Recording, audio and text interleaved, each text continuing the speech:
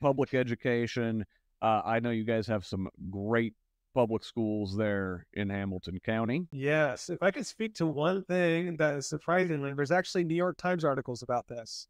Surprisingly bonding Democrats and Republicans is the idea of keeping funds in public schools. So I mentioned it. I lived in Nashville. There was an article, I think maybe about a week ago in the New York Times, talking about this sort of coalition among legislators in like the Tennessee State House about the schools that they have in the rural areas having money taken away, and like, people in the area are getting upset about it, especially like elected politicians that represent those areas.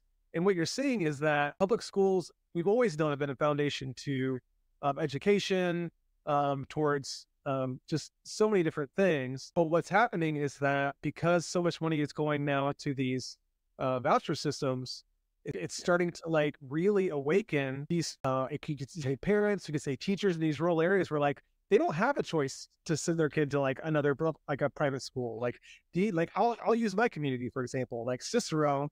Like my child is going into kindergarten this fall, 5 years old. Mm-hmm. I'm excited for him. But Hamilton, That is great.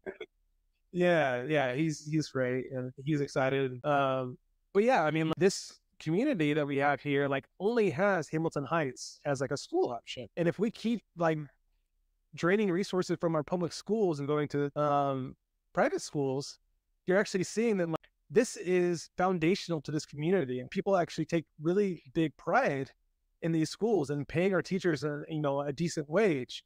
And if we don't, you're seeing teachers questioning like, is this worth it?